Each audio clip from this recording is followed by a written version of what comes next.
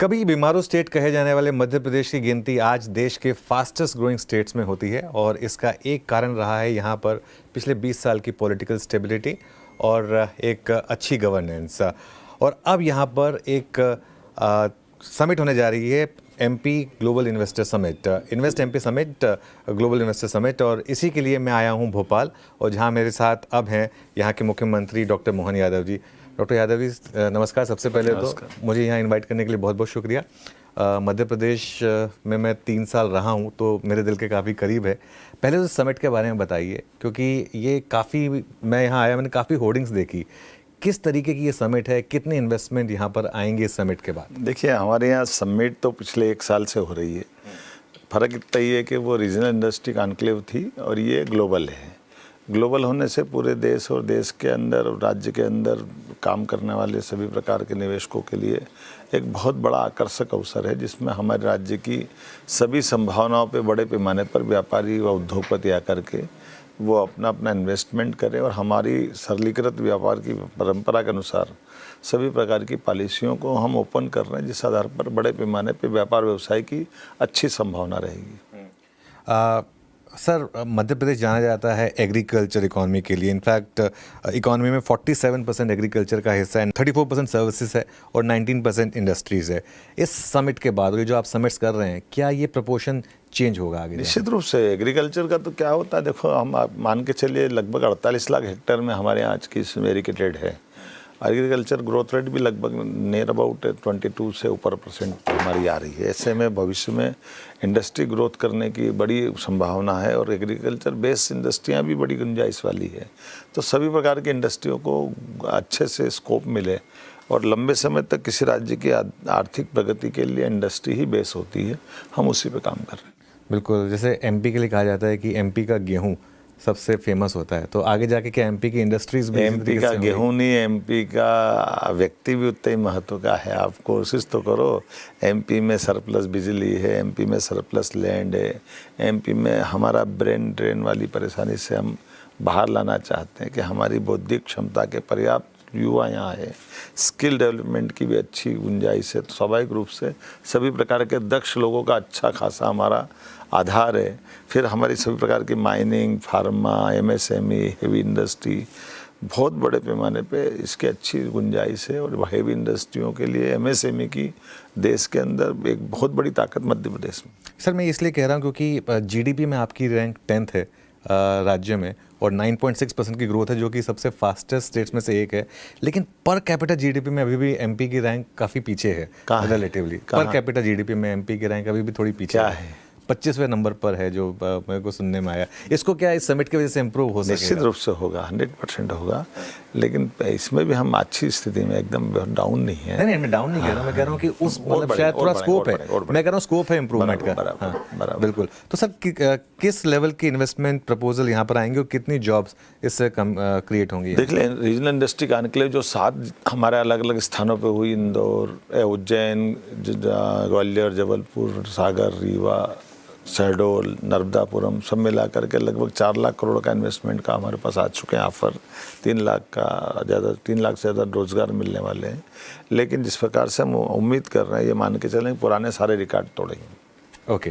क्योंकि हमने अपने लगभग सभी विभागों की बेहतर से बेहतर पॉलिसियाँ लेकर के आए हैं। एक माहौल बना हुआ है और बड़े पैमाने पर निवेशक आ गए हैं। आप मान के चलिए, ग्लोबल इन्वेस्टर समिट के लिए 30,000 से ज़्यादा लोगों ने हमारा आवेदन किया और 18,000 लोगों ने कंफर्म कर दिया आने का। अब हमको रोकना पड़ रहा है कि अब हम और बाकी के अभी एंट्री नहीं दे सकते हैं। इसका मतलब हम कहाँ तक जाने वाला, अंदाज लगा लो। ओके। और इनमें से कितना आपको लगता है कि जो इन्वेस्टमेंट आएगा वो हर एक कोई इन्वेस्ट करना चाहता है? और हमने तो ये कहा कि केवल बड़े लोग नहीं चाहिए, हमारे यहाँ तो छोटे से छोटे आदमी को भी हम, अगर कोई 1-2 करोड़ के ऊपर भी इन्वेस्टमेंट करता तो हम उसको भी अनुकूलता दे रहे हैं। और हमारे सभी जिलों में, खास करके बैकवर्ड जिले अर्थात जहाँ उद्योग विहीन जिले हैं, वहाँ तो हम अपनी सब्सिडी और कई गुना ज़्यादा बढ़ा रहे हैं, ताकि हर जिलों का समान रूप से विकास हो, पूरे मध्य प्रदेश का समग्र विकास हो। ये इसका जो आपने एक टाइटल रखा है वो है इनफाइनाइट पॉसिबिलिटीज़। तो आपके हिसाब से, वैसे तो इनफाइनाइट है तो गिन नहीं सकते, लेकिन अगर 5-6 पॉसिबिलिटीज़ गिना सकें तो? आप बताइए मैं किस सेक्टर की बात करूं। चलिए शुरुआत करते हैं फॉर एग्जांपल सेमीकंडक्टर इंडस्ट्री से। हाँ, यहाँ पर एक काफ़ी बड़ी इंडस्ट्री, ग्रोइंग इंडस्ट्री है। अब डीप टेक का ज़माना आ गया है। स्वाभाविक रूप से हमको सेमीकंडक्टर की, चिप की, स्टार्टअप की, इसकी एक पॉलिसी लेकर के हम आए हैं। हमारे लगभग सभी प्रकार के इंजीनियरिंग कॉलेजों में जिस प्रकार का माहौल बना है उसमें बड़े पैमाने पर रोज़गार की संभावना भी है और यहाँ के व्यक्तियों की अपनी सरलता भी है, उपलब्धता भी है, सब प्रकार से, इसलिए बड़े पैमाने पर इसका स्कोप आ रहा है। सर एक चीज़ मैं आपसे पूछना चाह रहा था कि जैसे गुजरात है, वहाँ पर भी इन्वेस्टर समिट होता है, उत्तराखंड के समिट में भी मुझे जाने का मौका मिला था, वहाँ भी मैं गया था। काफ़ी स्टेट से समिट कर रहे हैं, तो क्या आपस में कंपटीशन होता है या फिर सेम इन्वेस्टर्स को आप ऐसा लेकर आने की कोशिश करते हैं? उद्योगपति तो कॉमन भी रहते हैं और अलग अलग भी होते हैं। हमने ये प्रयास किया कि हमारी स्टेट के लोग पहले करें, हमारी स्टेट के अलावा जो ऑलरेडी बिजनेस कर रहे हैं उनको भी मौका मिले, फिर देश के और देश के बाहर के लोग भी आए, तो सब मिला करके सभी प्रकार के उद्योगपति आए। और ये बात भी सही कि हमने बाकी राज्यों से आकर्षक पॉलिसियाँ भी बनाई, तो इसके कारण से लोग आने की बड़ी संभावना है। सर एमपी ऐसा क्या ऑफर करता है इन्वेस्टर्स को जो आपको लगता है कि देखो, एमपी की अपनी अनुकूलता बहुत ज़बरदस्त है। उदाहरण के लिए देश के अंदर सबसे सेंटर में हमारा होना ये एक बड़ी बात है, सबसे बड़ा लैंड बैंक होना और बड़ी बात है, बिजली सरप्लस है, मानव श्रमिकों की कोई परेशानी नहीं है, लेबर प्रॉब्लम कभी हमारे यहाँ आंदोलन कोई इंडस्ट्री में होते ही नहीं है। ये सारी चीज़ें जिस कारण से स्वाभाविक रूप से बिजनेसमैन यहाँ आकर्षित। आप यूके और जर्मनी भी गए थे सर, रोड शो किए थे आपने वहाँ पर, वहाँ से आपको किस तरीके का रिस्पांस मिला? बहुत उम्मीद से बढ़ करके हर जगह से टेक्निक को लेकर भी वहाँ की इन्वेस्टरों का आकर्षण भी है और कई एमओयू भी कर रहे हैं, मिलकर के हमारे निवेशक यहाँ से वहाँ से मिलकर के काम कर रहे हैं। कितने एमओयू साइन किए सर आपने वहाँ पर? कुल मिलाकर मैंने कहा ना, जो हमने 4 लाख करोड़ बताया था वो उसको जोड़ा था, लेकिन अभी इसका ग्लोबल वाला बाकी रहने वाला है। और इसमें से कितना आपको लगता है कि एक्चुअल इन्वेस्टमेंट अच्छा खासा आएगा? मैं अभी तो नहीं बता पाऊंगा, लेकिन ये मान के चलो पुराने रिकॉर्ड सारे टूटेंगे। पुराने रिकॉर्ड सारे टूटेंगे। लॉजिस्टिक पॉलिसी पर भी सर आपने काफ़ी काम किया है, थोड़ा इसके बारे में भी अगर बताएं, क्योंकि ये भी एक काफ़ी अहम हिस्सा है ना। इंडस्ट्री। जैसे मैंने कहा कि हमारा सेंटर में होना ये हमारा सौभाग्य है और यहाँ से पोर्ट पे जाने के लिए भी डायरेक्ट हमारे राजमार्ग है। हमारी पॉलिसी है कि हम हमारे बनने वाले निर्यात पे भी अपना इंसेंटिव देते हैं, तो इंडस्ट्री को यहाँ से पोर्ट तक पहुँचाना तो उसको भी हम लाभ देने को तैयार हैं। तो ये चीज़ें हैं जिसके कारण से बड़े पैमाने पर निवेशक यहाँ आ रहे हैं।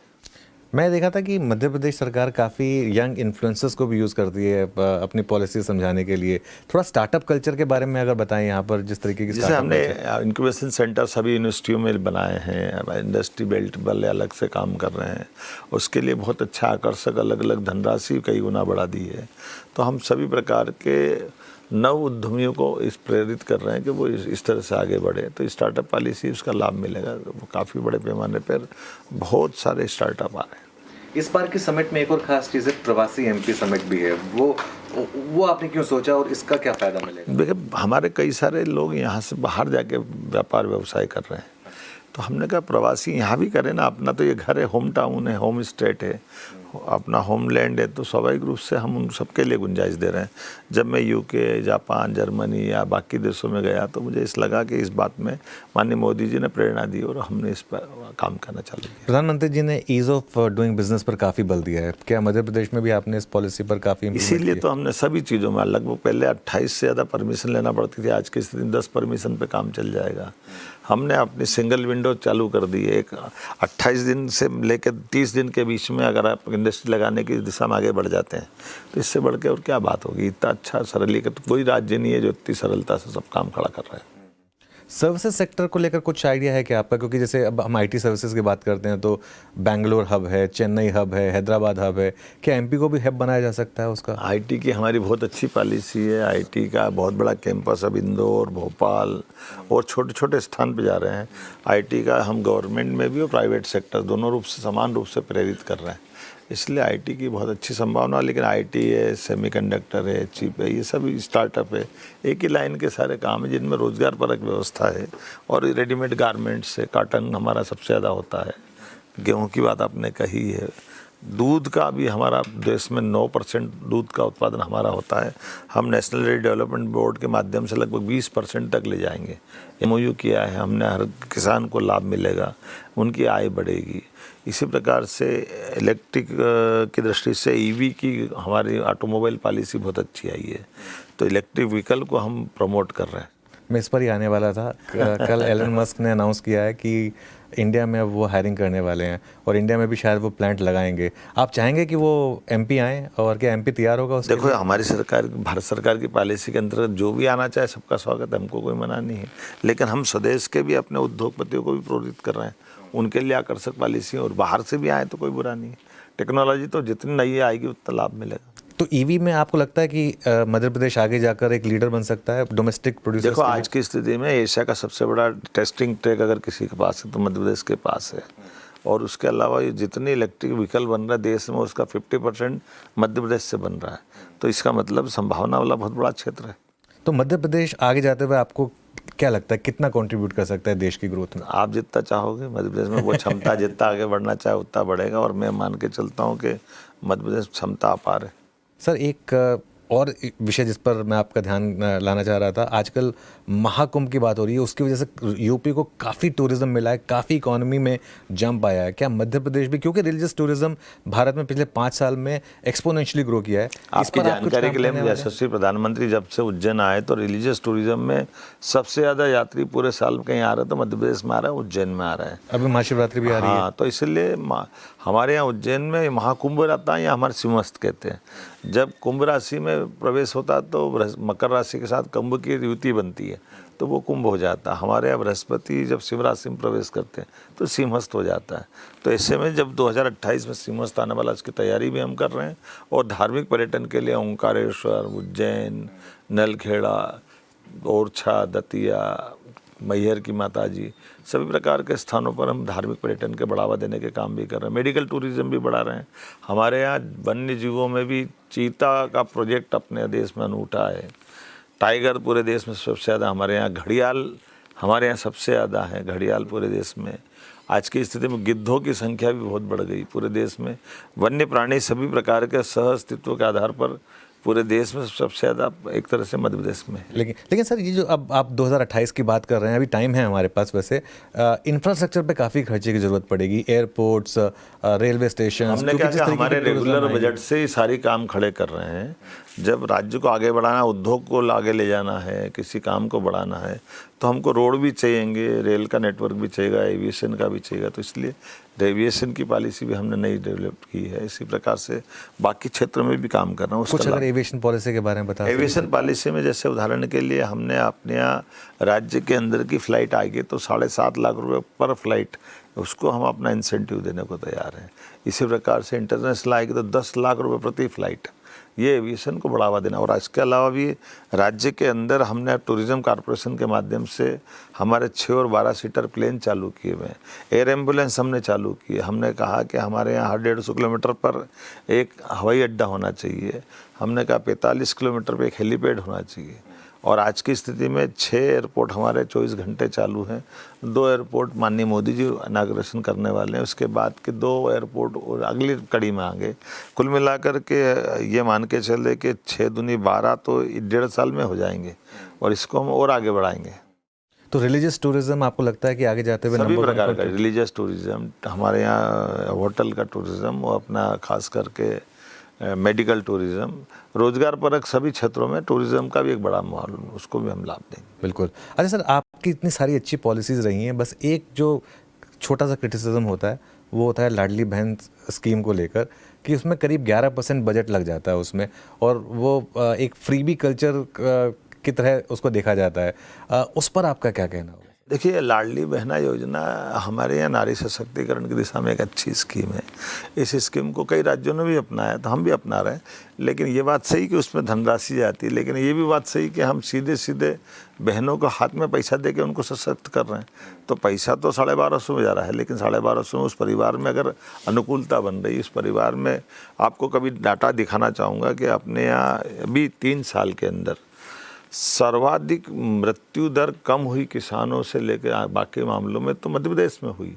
तो इसका कारण है कि वो महिलाओं ने घर के अंदर जो राशि आ रही है उसका सदुपयोग चालू किया, तो कई कारण से घर में कठिनाई आती थी, उसमें मदद मिल रही है।